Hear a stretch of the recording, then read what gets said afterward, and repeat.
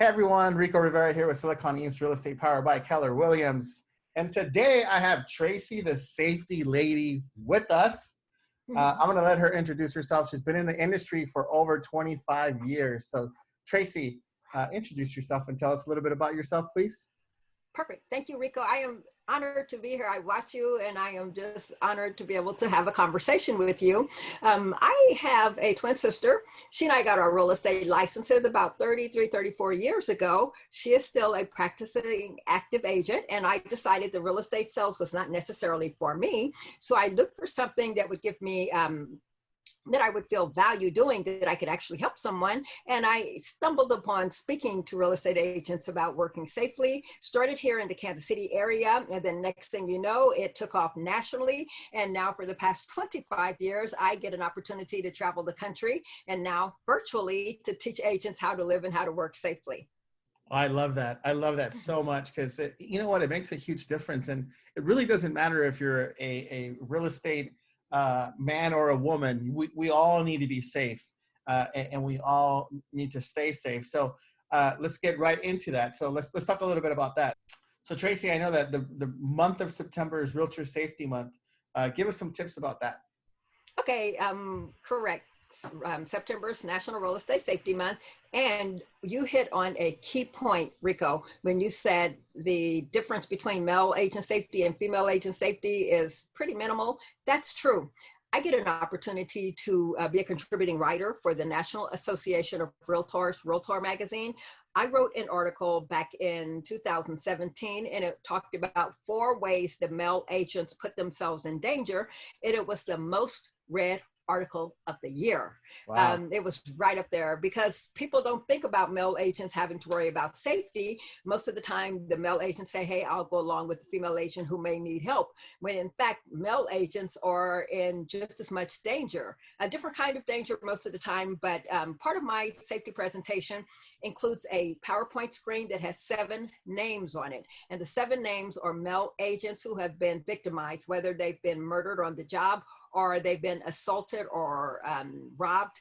Those names are important and they're often not talked about. So thank you for even starting the conversation that male agents need to worry and be concerned about their safety just as much as female agents. So let's talk about some maybe tips that you can help our real estate agents with what you've learned and what you've teach to make sure that they stay safety, whether it's a male or a female. The number one thing, and I not only talk about real estate safety, that's my specialty, but I have a general safety program. So I talk to everyday people about living and working safely. Number one thing I say in every single class is that every animal in nature is born with a built-in survival mechanism that's hardly ever wrong.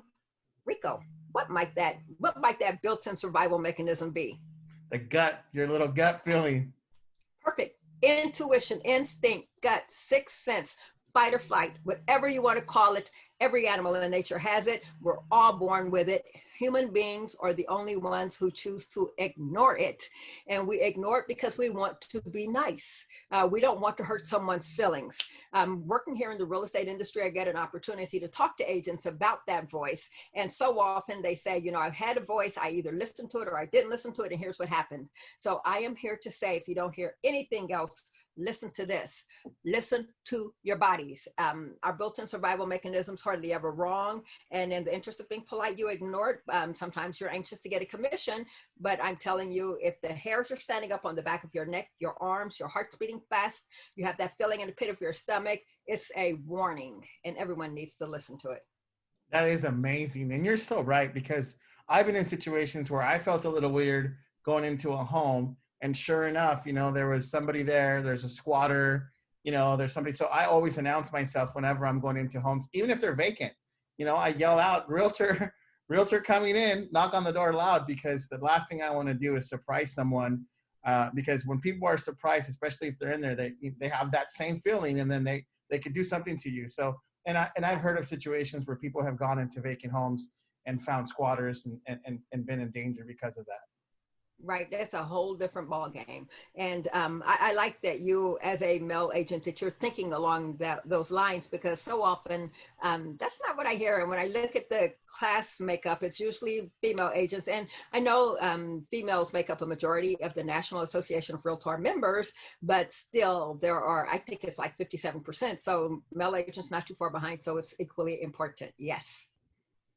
Now let's talk a little bit about maybe some scenarios, or another tip that you can give to our audience, whether there be realtors or not. I mean, there's a lot of people in business out there, you know, that also can need can hear these tips and welcome them. Right. One of the things that I do, Rico, is I talk about lessons learned. So I don't just talk about what you need to do. I say, let's look at some stories and let's think of ways that agents can prevent that from happening to them. Um, there are always crimes against real estate agents, and most people don't know about them unless they're in the national news. And like you said, some of the crimes against the agents transcend just the real estate community.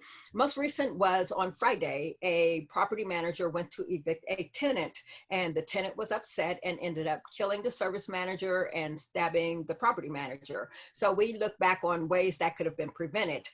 There was a real estate agent, I want to say, right at the beginning of Safety Month, who was in front of a listing and who had a car pull up, and they said, "Hey, can we get your business card?" She reached to hand it to them, and they attempted to kidnap her.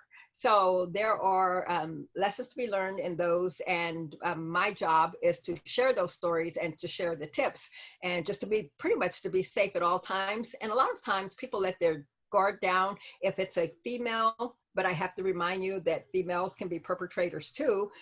For example, it was a female on Friday who ended up killing the service manager and the property manager.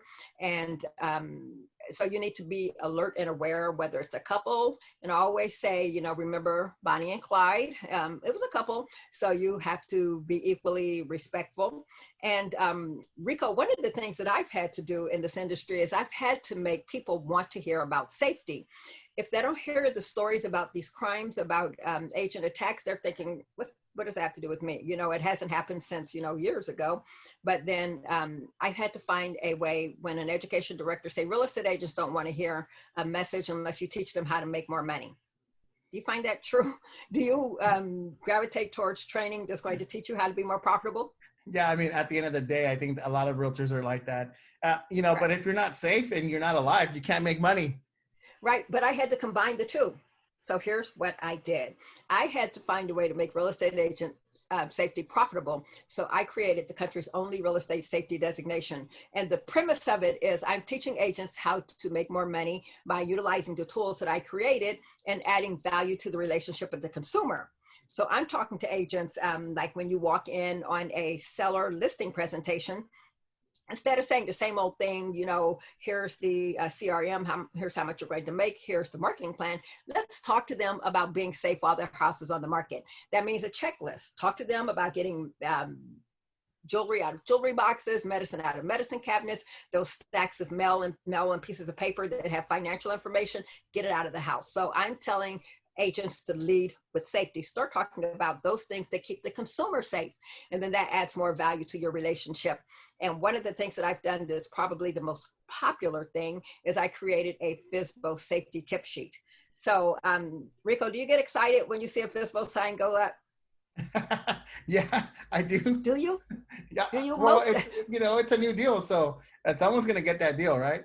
Right, right. But think about FSBOs. Do FSBOs want to talk to you? Do they No. respect the job? Of course they don't. So here's what you do. You take this FSBO safety tip sheet and you tell them, here's something to help you market your house in a safe manner. Because they're not thinking about that. You're not talking to them about sales or listings. You're simply talking to them about being safe while they're opening their house up to strangers. So you're telling them things like don't show alone, hide your valuables, make sure you let someone know when you're showing, screen a client. And by the time they get to number 13, they're thinking, what on earth am I doing? This is crazy. This is dangerous. And the business card that's attached to that sheet, that card's going to rise to the top of the stack I'll bet you get that phone call. So I'm teaching agents things like that because you all are members of NAR. So that means you have an ethical responsibility and you want to be out in the community. So this is a way you can serve sellers, you can serve FSBOs and actually keep them safe and use it as business development. I love it. I love it. So, hey, Tracey, you know, we don't have that much time, but I wanted to make sure that everybody has your information in case they want to maybe sign up for one of your classes or get your material. What is your website or your phone number that you'd like to share with our audience? Phone number 816-372-0939.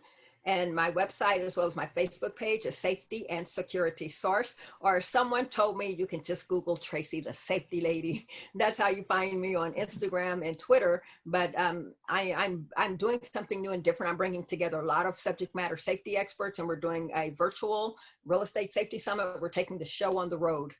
So companies and associations can brand it, co-brand it, or just host it and attend. And I'm looking at different topics. So anything safety related, I'm your girl. I love it. I love it. Well, thank you so much for being with us today. I appreciate all those tips. Those are awesome tips. I can't wait to actually sign up and maybe get that list for the FSBOs and learn a little bit about you. And just like you said, you know, people can find me at Rico Rivera Realtor.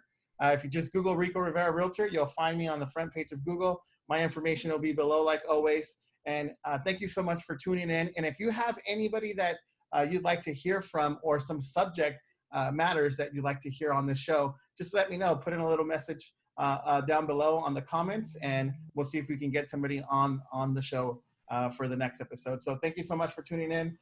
Thanks again, Tracey the Safety Lady. We appreciate you. Thanks for all the tips. Bye, everyone. Thank you, Rico. Be safe. Bye. Bye.